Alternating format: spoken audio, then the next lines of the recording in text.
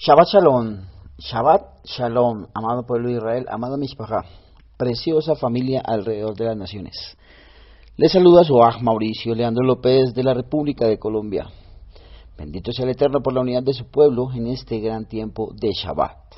Viviendo en este tiempo de Tekun Nefesh profunda, de introspección, durante estos 10 días que hemos iniciado desde la semana pasada en la corrección de nuestras almas, hacia ese día de los perdones. Bendito sea el Eterno. Bien, amada familia, enviando saludos y bendiciones a nuestros amados mentores, nuestro amado Morearon y nuestra amada Araceli de Morales, al igual que al cuerpo de estudiantes y morim de estas preciosas quejilá de Yehoshua. También a cada uno de los radioescuchas de Radio Shalom, la estación con el Ruach. Y también a las personas que nos sintonizan junto a la unidad del Eterno y la Emet de la bendita Torah por medio de las redes de WhatsApp, Telegram, Facebook y YouTube. ¡Qué bendición! Bien, mi amada familia, estaremos abordando en esta preciosa Parashat, para este Yom Shabbat. Está subtitulada como Aharemot, la cual en español significa después de la muerte. Es la número 27 y la 339 del estudio trinal. Estaremos enfocados en Levíticos 16 del 1 al 18:30, en Amós 9:7 al 15, en Filipenses 1 del 1 al 4:23. Bien, mi amada familia, qué tremendo. Es una gran porción, realmente como todas las porciones del Eterno vienen con gran contenido de diferentes temas y subtemas. Pero qué tema tan especial, después de la muerte. Y claro, ¿después de cuál muerte? De la muerte al yo. Cosa tremenda. Podríamos encontrar diferentes subtemas en cada una de estas porciones. Y yo me he enfocado sobre Levíticos 18, en donde encontramos las leyes sobre la moralidad sexual. Algo tremendo. La semana pasada veíamos algo sobre la lepra, yendo a profundidades, gracias al Eterno. Aprendimos mucho juntos desde la Ejat. ¡Qué bendición! En esta ocasión el Eterno me llevó a estas leyes sobre la moralidad sexual, estipuladas aquí en Levítico 18. Y encontramos algo muy especial, y son los mandamientos contra el incesto. Hay solo los versos 1 y 5 de aquí en Levítico 18. Encontramos una introducción hacia estos mandamientos relativos a la conducta sexual. Este capítulo es uno de los pasajes más extensos y directos de la bendita Torah, que refleja la voluntad y los mandamientos de Jehová con respecto a la expresión de la sexualidad humana. Estas son las palabras de Jehová y como tales tienen una autoridad inconmensurable, más que las palabras, opiniones, teorías, deseos, sentimientos, anhelos o deseos de cualquier persona o personas. Sabemos que en conjunto los creyentes no estamos bajo la ley. Estos creyentes que venimos de la gracia, los del gentilicio, rescatados e injertados por medio de la fe en Yeshua HaMashiach. Amén. Entonces vemos, mis amados, Ajim Behayot, que esto lo podemos ver en Romanos 6, 14, 15 y en Gálatas 5, 18. Pero aunque la obediencia a la ley de Jehová no es la base de nuestra correcta posición ante Él, los principios de la ley siguen siendo útiles. Un uso importante de la ley es ser algo así como una barandilla para la humanidad, mostrándonos el corazón y el deseo de Jehová nuestro Padre para la humanidad y en general y su pueblo en particular. Este capítulo se encuentra en medio de los mandamientos que fueron dirigidos únicamente a Israel, el único reino que reconoció específicamente a Jehová como su rey y el Dios del pacto. Sin embargo, todavía expresa la mente y el corazón de Jehová en cuanto a la expresión de la sexualidad. Esto es evidente en los muchos mandamientos del Brit Hadashah,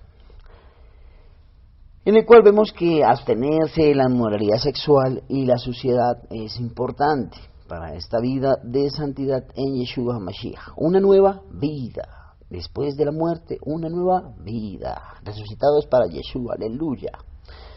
Lo podemos concordar con 2 Corintios 12:21 y también en Efesios 5:3, en Colosenses 3:5 y en 1 Tesalonicenses 4 del 3 al 8. Y encontraremos muchos más pasajes que nos llevan a esta nueva vida. Bendito sea el Eterno por su bendita Torá, tanto la Tanaj como el Brit Hadashah. Cuando los escritores del Brit Hadashah escribieron sobre la inmoralidad sexual y la impureza, lo hicieron desde un contexto que entendía los mandatos de Levítico 18.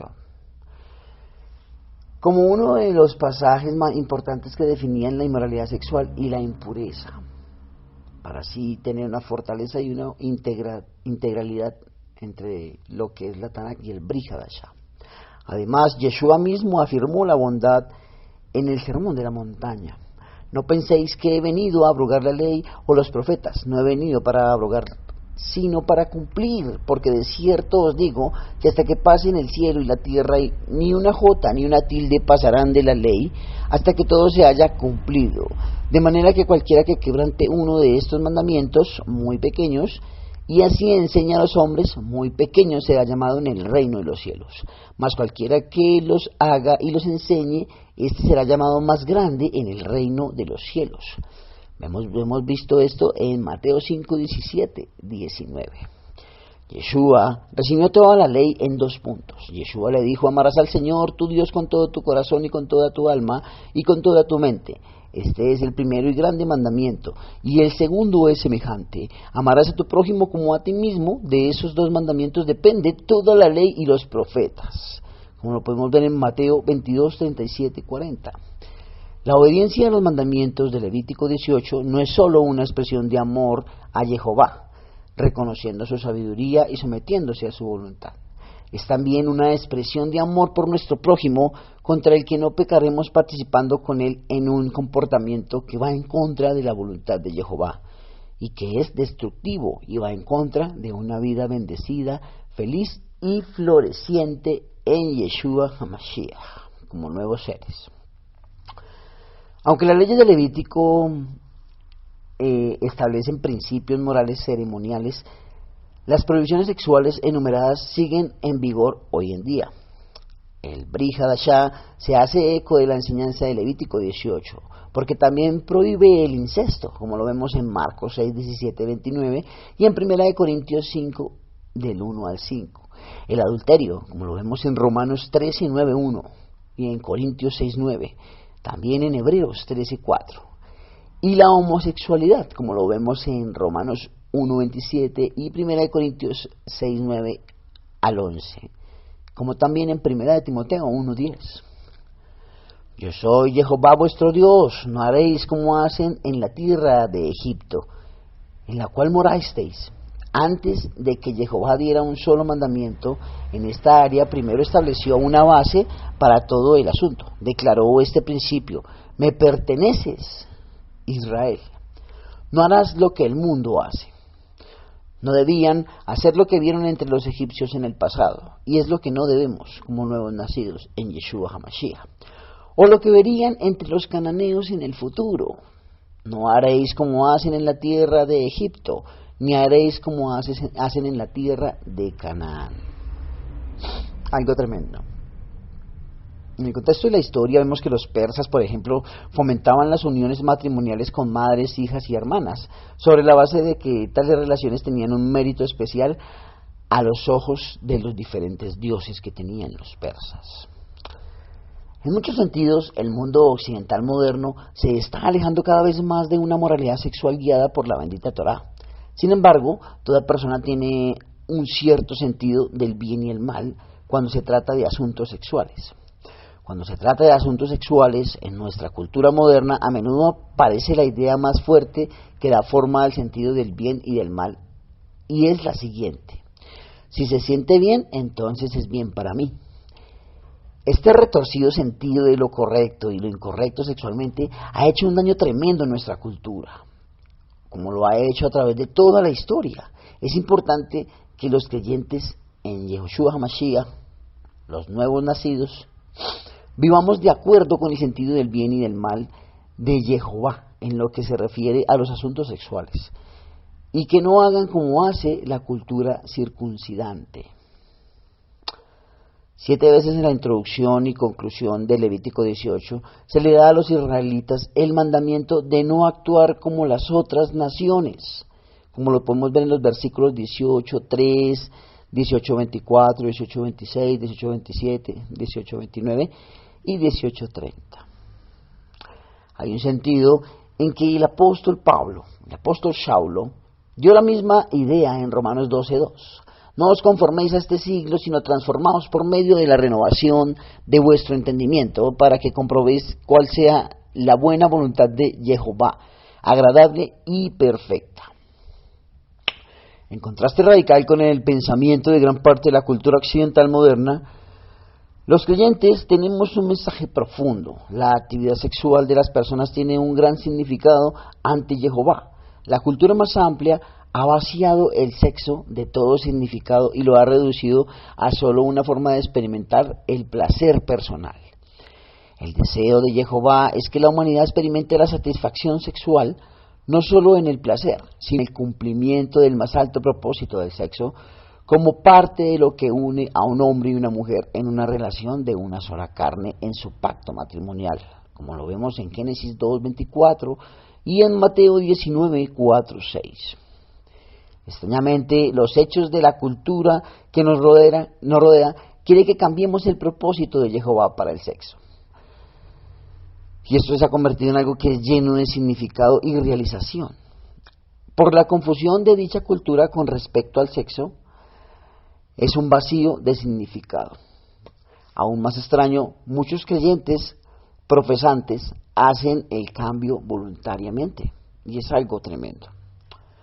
Los cuales haciendo el hombre vivirá en ellos, dice el texto. La norma del bien y el mal en materia sexual dada por Jehová en este capítulo y en toda la bendita Torá no fue dada para herir, privar o restringir la vida, la alegría o la felicidad de la humanidad.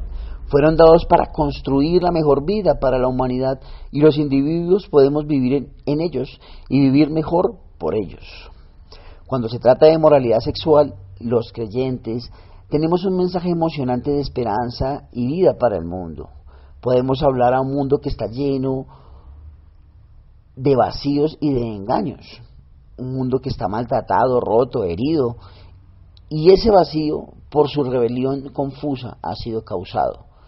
Y también esta rebelión es equivocada contra la norma de Jehová para el bien y el mal en materia sexual, incluidos aquellos que han sufrido mucho en tipos de abuso de otros debido a pecados de índole sexual. Podemos hablarles y decirles: hay vida y esperanza en el camino de Jehová, tu Dios.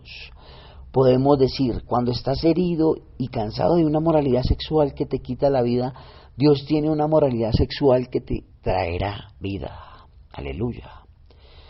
En un contexto en el que más y más personas parecen abandonar este tipo de estándar de Jehová, de lo correcto y lo incorrecto, en este tema de materia sexual, incluyendo a muchos que profesan ser creyentes fieles, uno debe preguntarse: si no acepto el estándar de Jehová de lo correcto y lo incorrecto en lo que se refiere a la conducta sexual, entonces, ¿qué estándar estoy aceptando?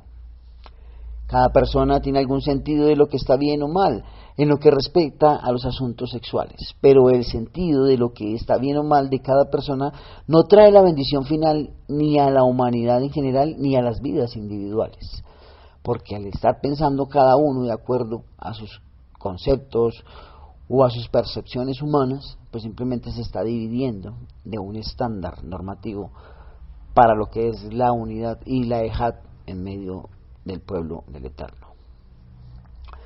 La enfermedad y la dolencia asociada con la inmoralidad sexual es solo una forma obvia en que la desobediencia a la sabiduría de Jehová le quita la vida y no le añade nada. Respecto a los preceptos de Jehová, se podría decir, los cuales haciendo el hombre vivirá en ellos, si no los hace, puede morir por ello. Por lo que un hombre vivirá literalmente, es este tipo, así como nos lo enseña este verso. Lo que un hombre hará y vivirá. La idea de que la obediencia a los mandamientos de Jehová es una fuente de vida se encuentra a lo largo de la Torá. Como lo podemos ver, por ejemplo, en Ezequiel 18:9, en Nehemías 9:29, en Lucas 10:28 y en Romanos 10:5, como también en Gálatas 3:12. Ahí sobre los versos 6 y 9 encontramos, mis amados, Ajim, Bejayot y Radio Escuchas de Radio Shalom, la estación con el Ruach. Encontramos que se prohíben las relaciones sexuales entre familiares cercanos. Esto es incesto.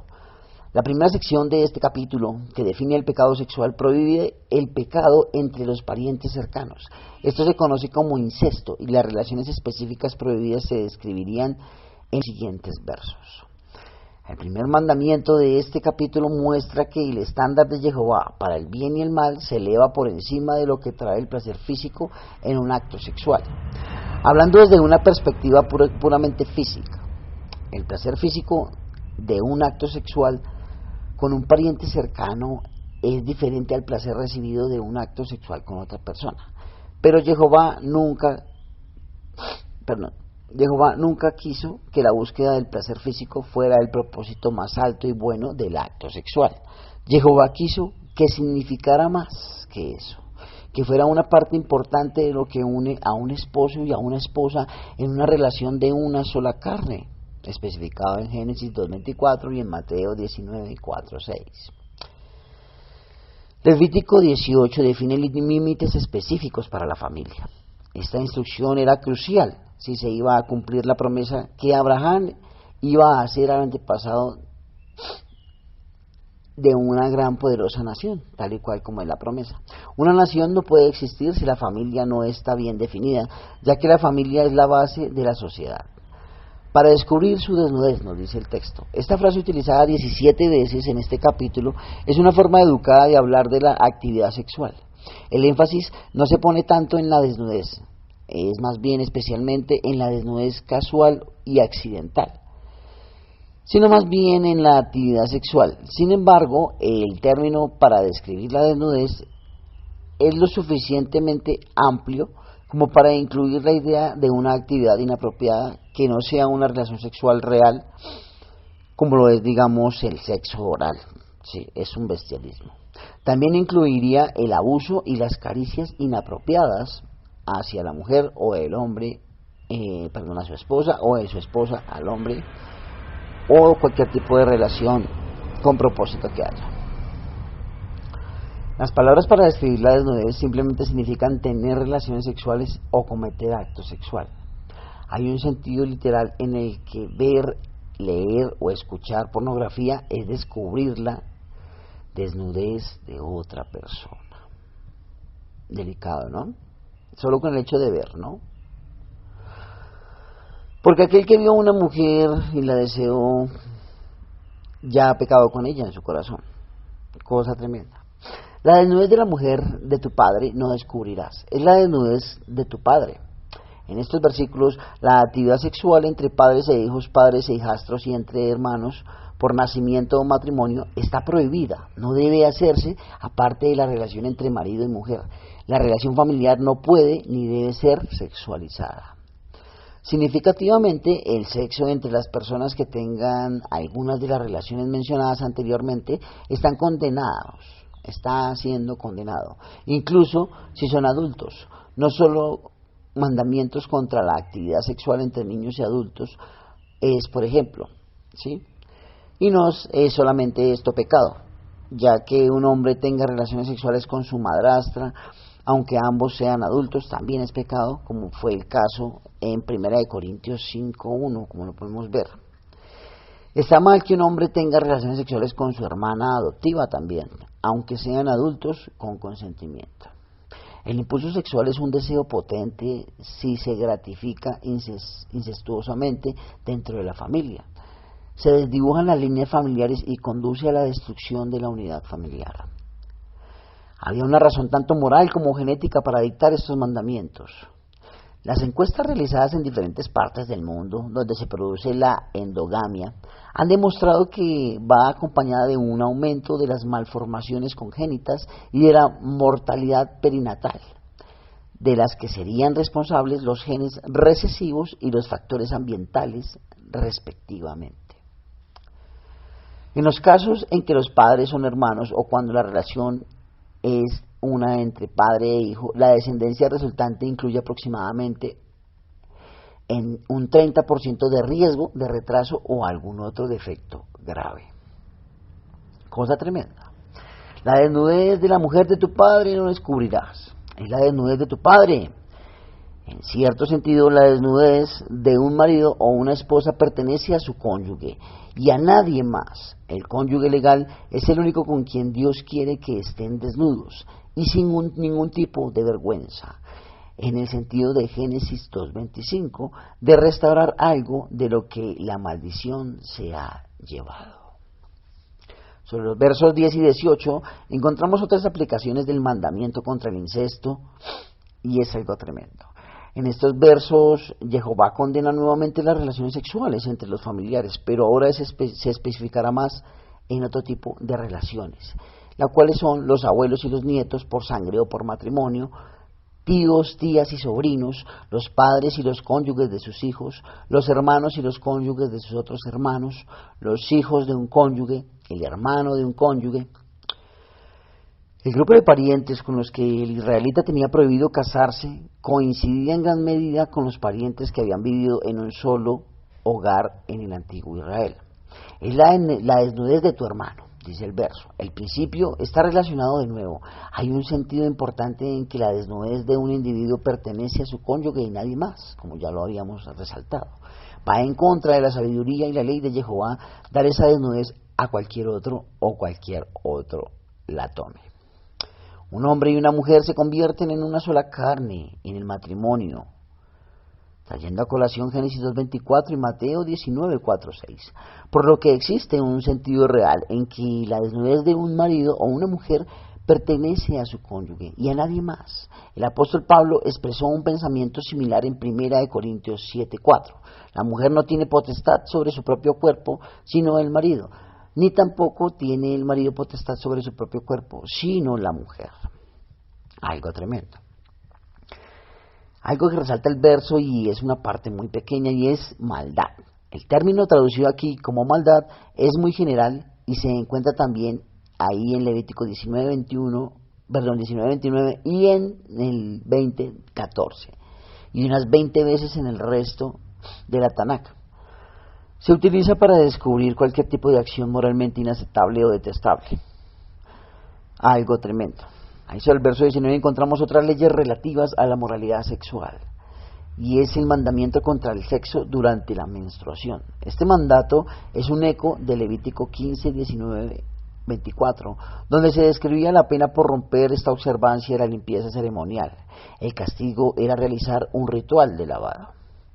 No hay ninguna mención específica de una relación matrimonial en este versículo. Una mujer incluye una esposa, pero va más allá de la relación matrimonial. Esto era una orden para la restitución sexual y el honor de la limpieza de la mujer. La idea de algún aspecto de la restricción sexual en el matrimonio puede parecer extraña o incluso ofensiva para aquellos que sienten que en lo que respecta al sexo, una relación matrimonial elimina cualquier necesidad de restricción. Sin embargo, un aspecto de la ética del sexo en el matrimonio, así como lo vemos en el Brit Hadashah, se expresa en 1 Corintios 7:3. El marido cumpla con la mujer el deber conyugal y asimismo la mujer con el marido.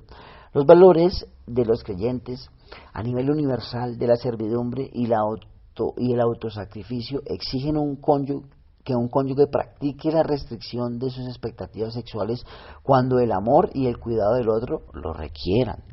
Por amor te respeto, por amor no te toco, porque estamos esperando en el Señor ese tiempo de fertilidad para ti. Comunicación entre la esposa y el esposo. Cosa tremenda y limpieza. No te acercarás a una mujer para descubrir su desnudez. El uso de esta frase familiar en Levítico 18, en este contexto particular, enfatiza la idea de que descubrir la desnudez era más que mirar un cuerpo desnudo, como lo estábamos hablando. La implicación es de algún tipo de acto sexual. Concluyendo, ahí sobre el verso 20 encontramos otro mandamiento y es contra el adulterio. Tener acto carnal, una forma educada de hablar de relaciones o actividades sexuales, como estamos hablando. Este acto carnal con la esposa de tu prójimo es violar el vínculo matrimonial. La intención de Jehová para la expresión sexual está dentro de un pacto matrimonial entre hombre y mujer, uno solo. Génesis 2, 18-25. Los actos sexuales fuera de la alianza matrimonial o la ruptura de la alianza matrimonial no cumplen con esta intención, van en contra de los designios de Dios, los designios de Jehová y el beneficio final de la humanidad, tanto colectivo como individualmente. Este es un eco del séptimo mandamiento, como lo encontramos en Éxodo 20:14. Vemos que el acto en sí es condenado y no hay justificación permitida bajo las formas en que la gente a menudo busca justificar el adulterio. Esperar justificar el adulterio con excusas como mi pareja no me entiende, o estamos enamorados, o Dios nos llevó a estar el uno con el otro. Va en contra del claro mandato aquí a través de las Escrituras e ignora la naturaleza descriptiva hacia lo que es destructivo de este pecado contra el pacto matrimonial, justificando una relación diferente a la que ya tienes con esa mujer que el Eterno ha entregado en un pacto santo. El adulterio es un asalto a la familia nuclear. Se llamaba el gran pecado en el antiguo cercano Oriente.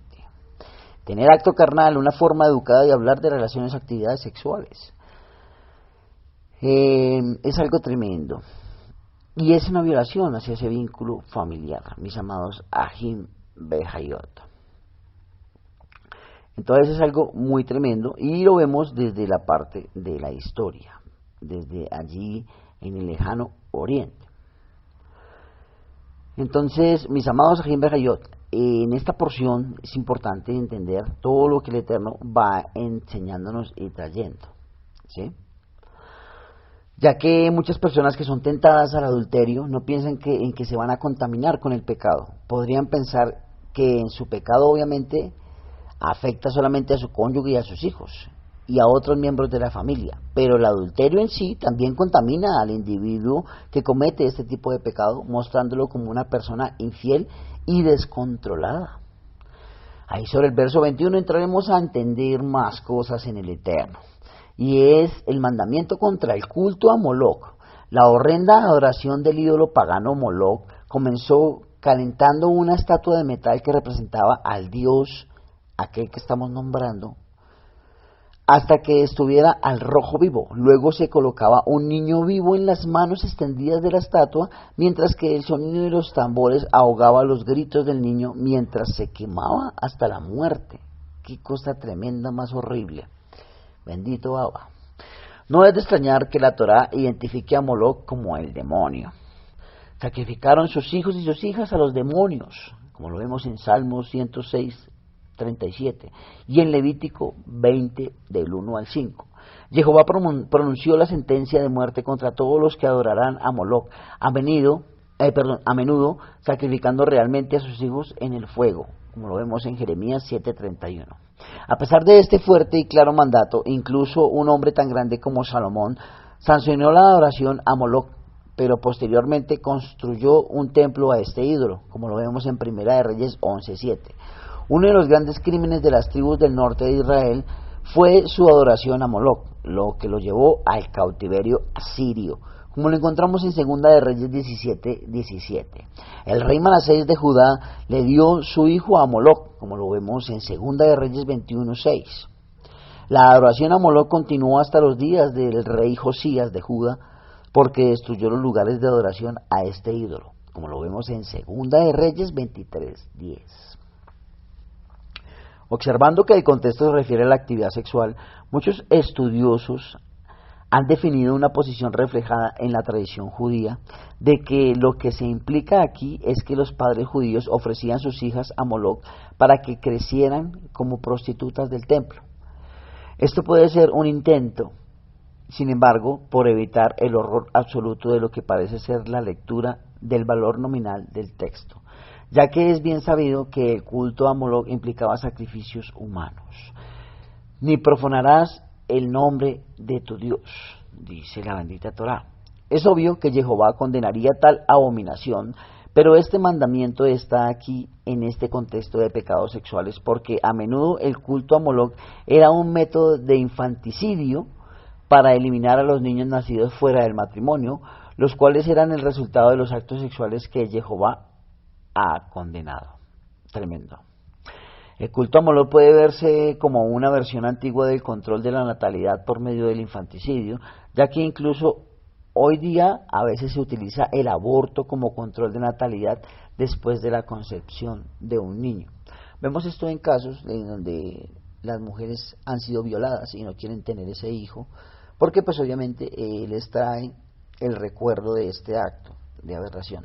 Pero sabemos que la bendita Torá nos enseña que los hijos son un regalo del Eterno y nosotros no somos dueños de la vida de nadie. Entonces, donde Dios establece vida, que resplandezca esa vida. Bendito. Entendiendo este tema sobre Moloch, se dice que la palabra en sí misma ha hecho que los hebreos piensen en dos cosas. Primero, la palabra para rey, que tiene las mismas consonantes. Y segundo, la palabra para vergüenza, que tiene las mismas vocales. Esta información sugería algo como el rey de la vergüenza. Eso es lo que puede significarse Moloch, viéndolo desde la mentalidad hebrea como tal. Bien, ahí sobre el verso 22 encontramos un mandamiento contra el sexo homosexual. Este es un mandamiento simple y claro contra los actos sexuales entre personas del mismo sexo. La intención de Jehová para la expresión sexual está dentro de un pacto matrimonial entre un hombre y una mujer, como lo vemos en Génesis 2, 18, 25 y en Mateo 19, 4 al 6. Los actos sexuales entre personas del mismo sexo no cumplen esta intención, van en contra de los designios de Jehová y del beneficio supremo de la humanidad, tanto colectivo como individualmente. Este mandamiento y otros similares a través de las Escrituras, como lo vemos en Romanos 1, 24, 32, son controvertidos e incluso considerados ofensivos para muchos de la cultura occidental moderna. Sin embargo, es importante entender claramente y declarar lo que la Torá enseña sobre estos asuntos, porque es parte del diseño y la intención de Jehová para el mayor bien de la humanidad. Como vemos en la bendita Torá, encontramos que es abominación como tal. Esta es una de las palabras de condena más fuertes en el vocabulario del hebreo bíblico. Otros pasajes de la Torá prohíben los actos homosexuales, como lo dice Levítico 28:13, 1 Corintios 6:9, Apocalipsis 22:15 y Romanos 1:24-32, que habla específicamente contra el lesbianismo. El pecado de la homosexualidad se describe en pasajes como Génesis 19:5 y en Jueces 19:22-25. Además, la homosexualidad era parte de las perversiones idólatras que se permitían en Israel en sus tiempos de retroceso, o que se permitieron en ese tiempo, como lo vemos en Primera de Reyes 14:24, en Primera de Reyes 15:12 y en Primera de Reyes 22:46. Una abominación, un término especialmente frecuente en el libro de Deuteronomio, se refiere a un acto abominable y repugnante, como la idolatría y culto inapropiado a Jehová. Especialmente lo que se condena es la práctica de la homosexualidad masculina. Esta prohibición es ampliamente rechazada y despreciada por muchos en la cultura occidental moderna, e incluso considerada odiosa. Una de las razones por las que esto se considera odioso es por un cambio radical de la forma de pensar sobre la homosexualidad en las últimas generaciones. Durante siglos la homosexualidad fue pensada como algo que la gente hacía. En las últimas generaciones la cultura occidental en general ve la homosexualidad como la definición de la identidad de cada persona. Algo que se ha llevado a abusar de la libertad de lo que el Eterno nos ha dado, haciendo lo que se da la gana, prácticamente, como lo podríamos decir vulgarmente, hacer lo que se me da la gana. Y lo que me gusta y me parece bueno, entonces eso hago, desde una percepción humana. Y no se vive la mente de Yeshua, la mente de Cristo, de Yeshua HaMashiach, mente hebrea. Tremendo. Los creyentes debemos tener mucho cuidado de no odiar a la gente por consideren que sus pecados son especialmente feos. No importa cuál sea el pecado. Sin embargo, los creyentes también deben tener el mismo cuidado de no amar o aprobar los pecados porque consideren que los que practican esos pecados son especialmente buenos. Hay una gran verdad en el dicho que nos resulta familiar: ama al pecador y odia al pecado. Algo tremendo. Si el comportamiento sexual homosexual es considerado una abominación, como Jehová claramente lo considera, entonces ese comportamiento no puede ser aprobado en base al amor. El tema no es el amor, el tema es la conducta sexual. Por supuesto, la Torá no condena de ninguna manera el amor entre personas del mismo sexo, pero dice que la conducta sexual entre esas personas es un pecado. Una cosa es amar y otra cosa es mezclar un tipo de conducta sexual. Algo tremendo. Si el comportamiento sexual homosexual se considera una abominación, como Jehová claramente lo considera, entonces ese comportamiento no puede ser aprobado en base a la naturaleza innata. Hasta el momento de escribir este tipo de documento de ley, no hay una respuesta científica definitiva acerca de si el deseo homosexual existe debido a la genética o a la dinámica familiar en la crianza de algún niño o niña, al abuso temprano, ¿sí?, al comportamiento aprendido y a otros factores o a una combinación de factores. En cierto modo, la respuesta a esta pregunta es irrelevante. La Torá dice que todos nacemos pecadores y nuestros deseos pecaminosos pueden expresarse de diferentes maneras de persona a persona. Ahí sobre el verso 23 encontramos el mandamiento contra la bestialidad, o sea, relaciones sexuales con animales. Cosa tremenda. Este es un mandamiento simple y claro contra los actos sexuales con los animales. La intención de Jehová para la expresión sexual está dentro de un pacto matrimonial entre hombre y mujer nada más. Génesis 2, 18, 25 y Mateo 19, 4, 6. Los actos sexuales con animales no cumplen con esta intención. Van en contra de los designios de Jehová y del mayor beneficio de la humanidad, tanto colectivo como individualmente. En cambio, haciendo una pequeña visualización de algunas cuestiones, en cambio lo vemos en los dioses de Ugarit. Con su ejemplo, guiaron a sus devotos en este pecado con los animales. Santo es el Padre, bendito eterno Rey. Entonces vemos este tema de que es el tema del bestialismo como tal, algo tremendo, ¿no? Por eso no es bueno que el hombre esté solo, le haré una ayuda idónea, porque no fue hallado ese tipo de ayuda idónea. Bien, de que esto se hizo a menudo en Egipto no puede haber ninguna duda, y ya hemos visto esto por el testimonio de Heródoto, que un hecho de este tipo realmente tuvo lugar mientras estaba él en Egipto. Es una total perversión. Practicar esto era profanarse, hacerse impuro. Se consideraba con razón, con perversión, una combinación impía de lo que no se debe juntar.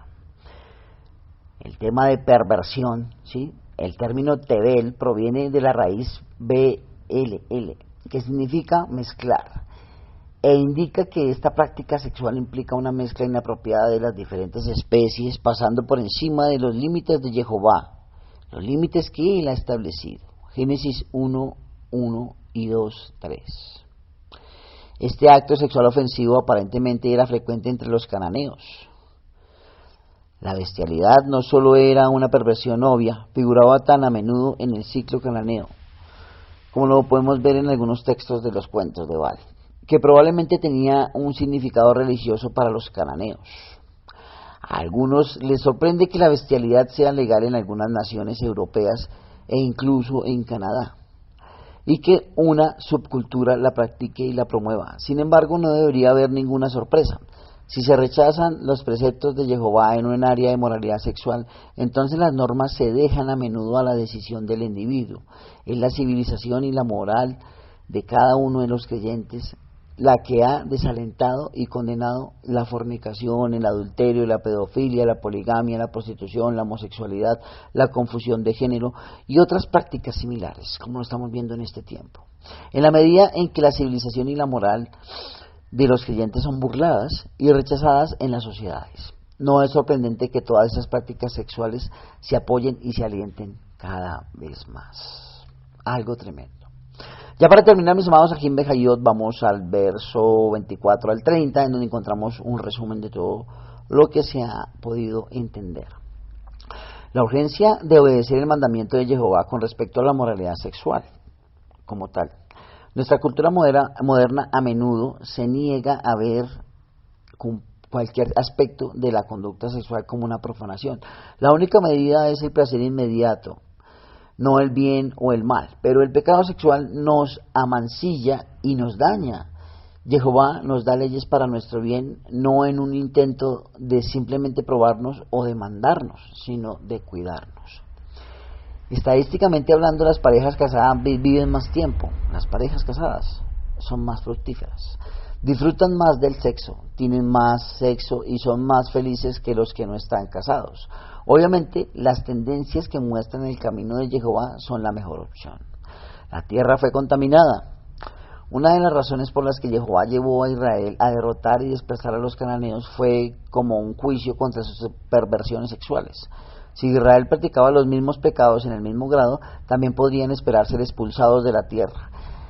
En las naciones que celebran y promueven pecados similares hoy día, debemos esperar que el juicio de Jehová venga eventualmente y la tierra vomite a sus habitantes, según lo que nos enseña el libro de Apocalipsis. Ya que el capítulo se abrió con la declaración de que los israelitas pronto entrarían en la tierra de Canaán, como lo vemos en el 18:3, está claro que la iniquidad del amorreo cananeo está ahora completa, como lo vemos en Génesis 15:16. Las personas que las hicieren serán cortadas entre su pueblo. Jehová ordenó que Israel debía haber un fuerte sentido, en Israel debía haber este tipo de fuerte sentido de desaprobación sexual que equivalía al exilio. ¿Hacia quién? Hacia ellos que quebrantaban estas leyes de moralidad sexual. Estos son pecados que matan a familia y por lo tanto a la civilización. Recordemos que el sueño de Dios es la familia. Donde hay incesto o adulterio, podemos decir que se asesina a la familia. Los crímenes de esta clase son considerados como asesinatos a la familia. No era que estas cosas nunca se hicieran en Israel. Era simplemente que estaba claro que la sociedad decía que esas cosas estaban mal y que nunca debían ser aprobadas. Cada vez más la cultura moderna se niega a llamar pecado a casi cualquier tipo de actividades sexuales mencionadas anteriormente y los vuelven permisivos. Guardad pues mi ordenanza, dice el Eterno. Recordemos el tono imperativo de estas palabras y pidamos a Jehová que trabaje en nosotros para querer hacer su buena voluntad agradable y perfecta, agradando siempre su corazón. Bien, mi amada familia, este ha sido mi comentario para esta hermosa porción y día de Shabbat. Después de la muerte, bendito sea el Eterno por sus vidas, Leí Raot y Shabbat Shalom, sígase gozando, amada familia.